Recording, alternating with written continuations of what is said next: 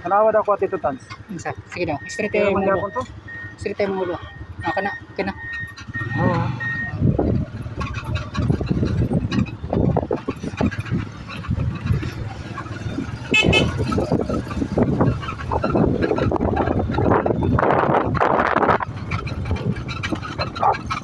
Ano na nito ang kalasa?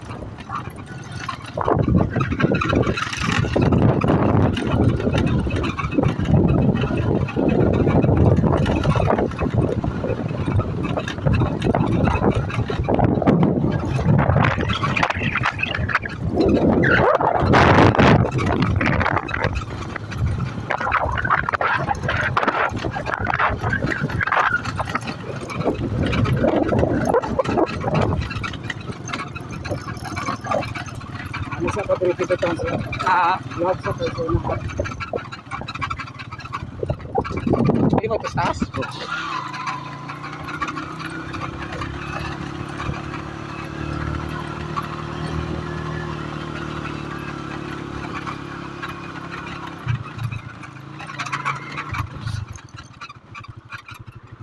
So kanina, nandun ito ta. Ikan pa dito na patulong. Yun mga ka-otics no. Dito banda medyo malapit na po kami sa itong ginagawang tulay. Yan, so mag-connecta. So ipapantay pala nila mga ka-otics no, itong kanilang tambak. So doon po sa ginagawang tulay. So yung tulay na yan ay magko-connecta diyan sa may barangay Tigato. Yun. So napakagandang proyekto talaga na nakatago dito mga ka-otics no. So doon po kami kanina mga ka-otics sa unahan sa ginagawang underpass. Yan, so magtutuloy-tuloy kami diyan sa unahan. So mag-i-end po kami, uwi po kami diyan sa may barangay Tigato na mga ka-otics no. At palabas doon sa may Gaisano Mall. Yan. So ito na po, ganito kalawak. Kung saan ganito tawag sir? Tolpi? Si para to? Toll Plus? Toll Plaza. Toll Plaza. Yun no. So diyan banda po yung Toll Plaza. So kung saan ka po ay may toll fee po. So diyan po bayaran yung lahat po ng mga dadaan dito. Yun no. So may pa-akit po dito ng truck. Hoy, shout out.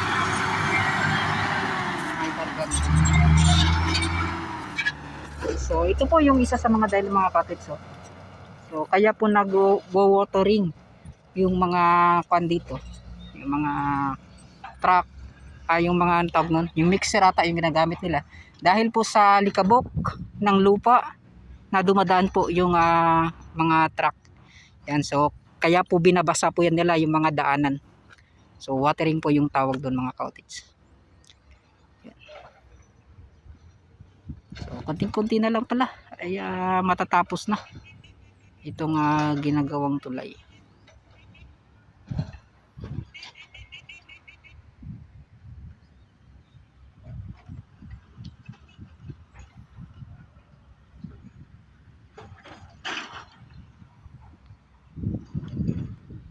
So for the first time, napakagandang tanawin dito.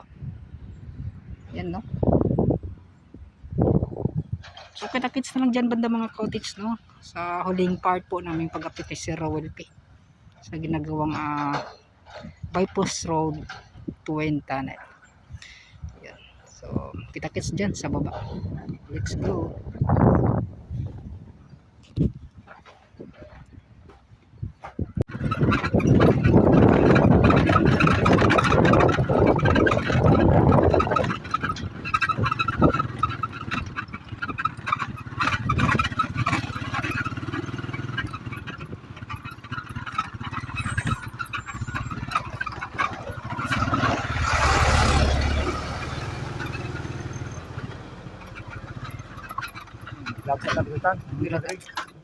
So yun mga ka-otics no. So doon po kami kanina sa taas. At ito pala yung so kaning mga balay diri sir, unsa ni siya sa kan ni dili ni sa mga nagtrabaho. Dili na sila daan. So mga residente na pala dito sa itong barangay mga ka-otics no. So kita po ninyo. Murag maigo siguro sir. Sira na. Kasi maigo na okay ra na. Yeah. Kita man lang. Naraman din. Oo. So, yun mga kaunits, punta kami doon sa ginagawang tulay ni kasama si Sir Welpy. Yun no.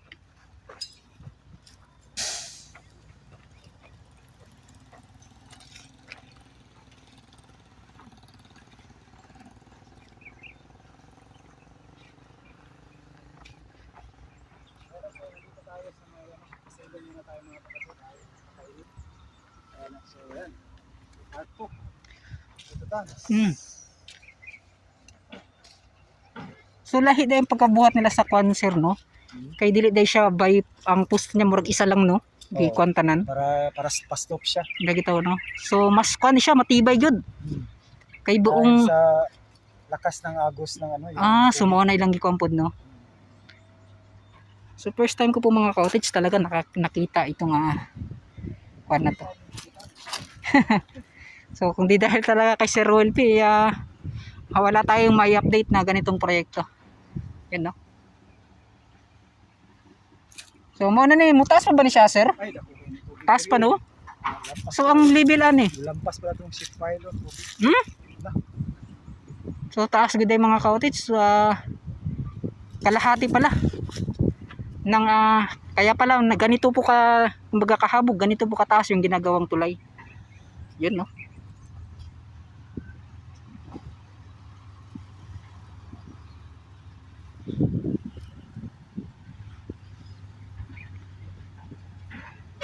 So kita po ninyo mga cottage no, yung paggawa pala nila ng mga poste by side view, parang naka side view siya. Hindi po yung pantay po, yung haba po ng kanya, parang naka side view siya. Kita mo yung mga cottage no. Ngayon lang po natin nakita yung ganitong ori po ng paggawa ng tulay. Yan.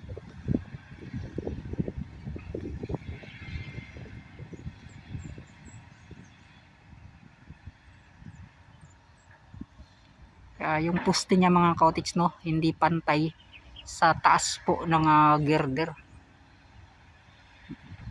So wala na kaya gian sir pa dito sa Pikas, wala na no. Pwede ba asam na kaya ano day?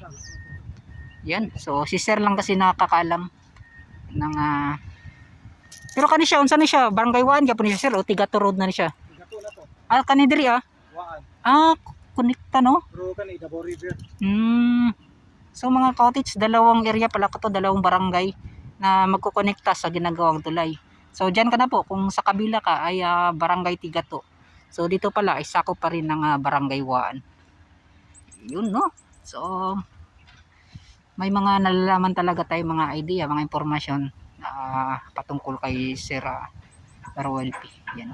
So dito so yung nakita natin yung sa di ba sa flyover, nakita natin yung angle bar.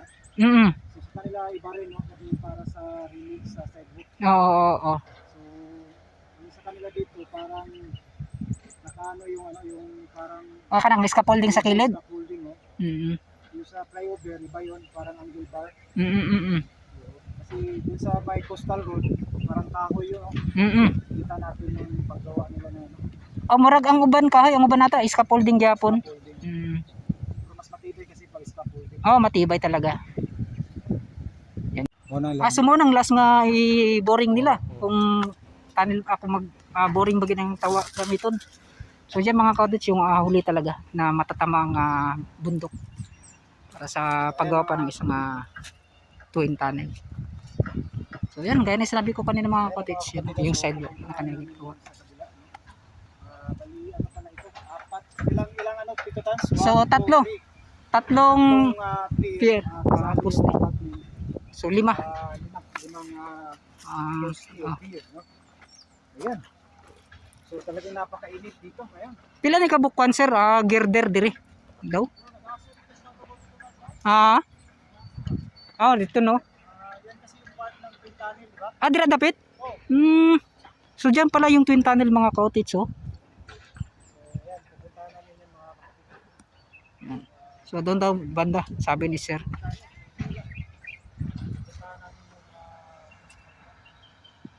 Pila ni kabukwan sir? Girder. 2, 2, 4, 6, 8, siyam. 9 pala ng girder dito mga cottage. No, malaki-laki to. Kumpara doon sa may ulas. Yung mga cottage. Baktas ra rin daw?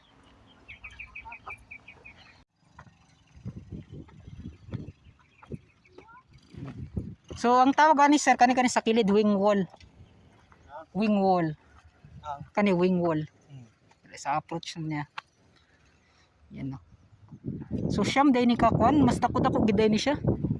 Kung para sa kuan, sa ulas ug sa ma-apply over. Yung mga cottage na.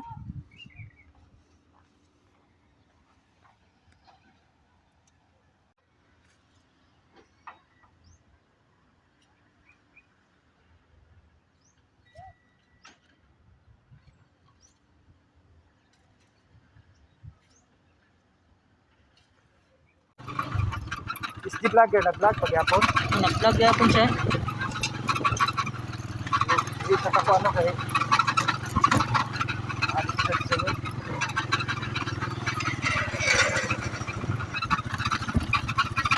Dako gid ni no.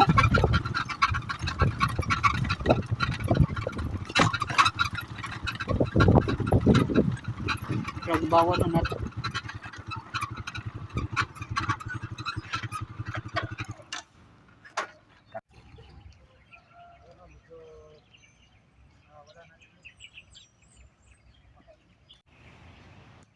Yun mga cottage. So pinunta lang namin dito sa kabilang side no. So kasama pa rin si Sir Ruel P. So sumasama lang po ako. So kaya yung nagtatanong din ako sa kanya mga cottage, siya rin talaga yung may alam. Dahil nga po ay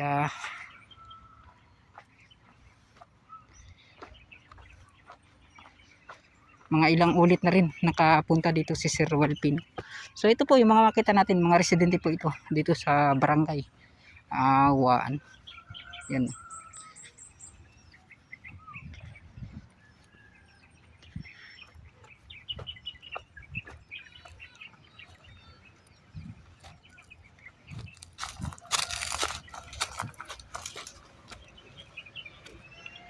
So mga cottage, sana po ay ma-appreciate po ninyo yung mga ginagawa naming pag-update. Dahil nga po ay ginagawa talaga namin yung best namin. Hindi man namin perfectong masabi sa impormasyon na mga hinakit namin. At least may mga idea kayo. Dahil po sa aming mga pag-update.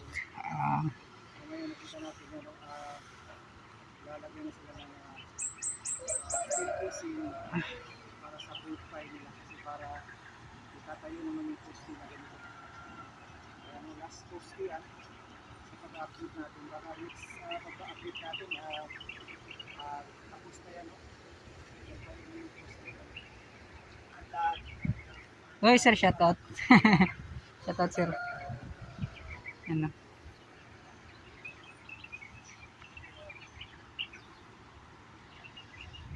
Sticker boss. So, wala ko kadala.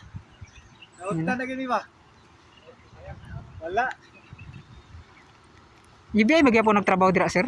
Dili na UBI pero ang UBI. So lahi ni siya nga kwandria. Lahi po nang nag-squandria sir? Kontrakto dili boss. Ha? BRB. BRB. So bali duha ni siya ka package or duha ka buong kontraktor nagtrabaho sir? Sa isa ka tulay. Kani diri BRB gyapon ni diri o So under sa BRB day ang kaning nakakuha sa kaning kwan jud admin ani sa kaning kwan na. BI ang nakakuha lahat ng ito. Lahat sa mga proyekto. Ginagawa nila yung tulay sa BRB. Ka mo ang BRB. So yun mga cottage no. So Tito Tans TV sa akin sir. Ruel P sa kanya. Yan no. So kani sir, mga pila ka bulan na nagitrabaho. Ilang buwan na ba to trinabaho yung tulay sir? Hindi pa to na umabot ng isang taon? O sobra na? Isang taon pa lang kami dito. Ha? Mga gisang taon pa. Yan, no? So, ganito na mga cottage, no? Ano yung tawag ng ganitong poste, sir? Na parang isang kwan talaga siya, isang buong poste. Wall. Wall post, kumbaga nga na, no? So, isang buong postehan talaga mga cottage, no? Na ito mga, mas matibay ito, sir, kaysa sa yung tatlong poste lang na ginawa. Yan. Lagi. So, madalas ba, sir, kapag sa ganito may daluyan po ng ganito ng tubig, ay madalas ganito yung ginagamit na poste. Hindi po yan sa ano. Hindi po sa current ng tubig yan. Baha na dumadaan. Ayan, no. So, ginapan pala nila. Merong ilog naman na pusti lang pwede na. Pwede na. Basta mahina lang yung agos ng tubig. May mga test din sila dyan. Dito, no. Test kung gaano ka Lakas yung agos. katibay yung Pundasyon. So, sa tingin mo dito, sir, ano ba yung sa lupa niya dito? Makuan ba? Hindi kumbaga, humok siya ba? Kumbaga, ganun sir. Yung hindi siya matigas, yung sa ilaliman po ng lupa niya. Tigas naman yan. Okay lang. Okay na lang, malakas ng agos. So, ganito yung kanilang ginawa. Yung pagpalagay ng pundasyon sa baba, sir, mga ilang metro? Lalim yan. Lalim, no? 30 to 50 siguro. 40. Mga ganun, no? So, madalas siguro sa akin, mga maximum ng 50, sir, no? Ng pagbaon ng pundasyon. Yan o. Yung board pile. Ayan, sir. Yung casing na yan. Yan, binuo pa yan. Tapos Binubuhusan. ng bakal. Kasali ba kami sa vlog dyan? Yes, sir. Kasali po kayo, sir. Makikita kayo. Yan, shoutout kina sir. Oh. Hi guys. Tagasan po. Kami, nag-use. Tagasan po kayo, sir. Dayo kami rito. Dayo kayo. Iloilo kami. Hmm. Mayroon na kami dito ng GL. So, shoutout sa taga Iloilo dyan, no? So, napakalayo. Yan, shoutout kina sir. Yeah. So, babaha pa ba yung ganito, sir? Tataas pa ba yung tubig? Minsan? Dito? Sa taas talaga? Yung malakas talaga na ulan. Yung Nakaraan, di ba, nung February, yung binaha yung sa may Carmen. yata yun. Yung binaha rin yung Jid Valley. So dito din malakas talaga yung kanya. So, yung mga cottage, no, yung baha pala hindi lang pala doon sa may sheet pile yung kanya, yung level. So aapaw pa na ganito kataas po. So kaya pala ganito ka taas din yung kanilang ginawa na tulay, no. So yun, no. Si Roel pala, sir, yung kasama ko. Tito Tans TV. Tito Tans TV. Sa YouTube ako, sir. Yan, sir, no. So from Iloilo po siya, mga cottage, ha. Yan, shoutout pala sa taga Iloilo diyan. Yan, mga pamilya niyo, sir. Baka makakita nitong video ko. Yan, shoutout niyo, sir. Baka makita niyo, sir. Shout out sa family Kalubayan. Ingat kayo palagi. Yan, Kalubayan. Kalubayan. Yan, sa yung sa Iloilo City ba yung Iloilo, sir, no? Hindi siya. Quezon siya. Ako Iloilo. Sa Iloilo ka talaga. Yan, no. So, shoutout sa inyo, sir. Ikaw, sir, baka may shoutout ka, sir. Ingat po permente, sir, ha? Okay, Lagi kayong mag-ingat sa trabaho nyo dito, araw-araw. Yan, naraghang kayong salamat. Yun, no? Yun, mga cottage, siguro papaalam na po muna ako dito. Yan, na-interview lang natin ng saglit sila, sir.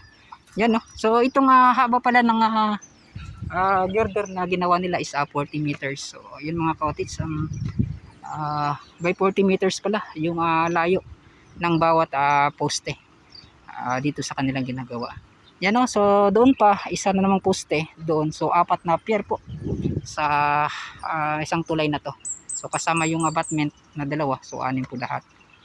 Doon, maraming salamat sa mga solid supporters natin, no? Solid viewers, solid subscribers. Yan, so lagi po kayo mag-ingat, lalong-lalo kay sir sa GRB company. Yan. So abangan naman natin sa pagbalik namin dito, mga cottage, kung ano naman yung mga nagbago na. At maraming salamat pala kay Sir Roel P sa kanyang pagpasama sa akin dito sa ginagawang proyekto na to. Yan, napakalaking tulong talaga. Yan, no? Sa mga supporters natin, kay Sir Patrick Ers, kay Sir John Empasis, kay Ma'am Kumalabra. Yan, mega shoutout po sa inyong lahat, kay Sir Leopoldo Suniga, Yan, mega shoutout. Sa mga FWs pala natin dyan, no? Maraming salamat. At lagi po kayong mag-ingat dyan. Kay Tolmax pala, kay Toldep, mega shoutout. Yan, hanggang dito na lang. Papaalam na po ako. At bye-bye na.